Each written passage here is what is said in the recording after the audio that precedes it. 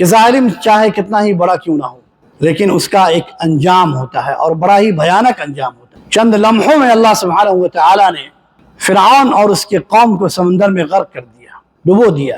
موسیٰ علیہ السلام جب اپنی قوم کے پاس آتے ہیں تو ان کے نبی بننے سے پہلے بھی بنی اسرائیل کو بہت زیادہ فرعون اور اس کی قوم کے لوگ ستایا کرتے تھے، لیکن جب موسیٰ علیہ السلام آئے تو ظلم و استبداد کا یہ سلسلہ جاری رہا۔ تو ان کی قوم نے موسیٰ علیہ السلام سے کہا، موسیٰ علیہ السلام سے ان کی قوم نے کہا کہ موسیٰ آپ جب نہیں آئے تھے، آپ سے پہلے بھی اور آپ کے بعد بھی ہمیں ستایا جا رہا ہے۔ موسیٰ علیہ السلام نے انہیں تسلی دیا اور فرمایا کہ صبر کرو، وَالْعَاقِبَةُ لِلْمُتَّقِينَ قَالُوا أُوذِينَا مِنْ قَبْلِ أَنْ تَأْتِيَنَا وَمِنْ بَعْدِ مَا جِئْتَنَا قَالَ عَسَىٰ رَبُّكُمْ أَنْ يُهْلِكَ عَدُوَّكُمْ وَيَسْتَخْلِفَكُمْ فِي الْأَرْضِ فَيَنْظُرَ كَيْفَ تَعْمَلُونَ۔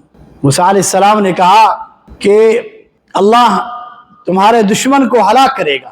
دوسری آیت میں ہے صبر کی تلقین کی گئی اور یہ کہا گیا ہے کہ وَالْعَاقِبَةُ لِلْمُتَّقِينَ، ڈرنے والوں کے لیے انجام بہتر انجام ہے۔ چنانچہ اللہ سبحانہ و تعالی نے موسیٰ علیہ السلام اور ان کی قوم کو اس شہر سے نکال کر سمندر پار کروایا۔ یہ ایک لمبا واقعہ ہے، اور پھر اسی سمندر میں، جس سمندر سے موسیٰ علیہ السلام اور ان کی قوم پار ہوئی تھی، اسی سمندر میں فرعون اور اس کی قوم کو اللہ نے غرق کر دیا۔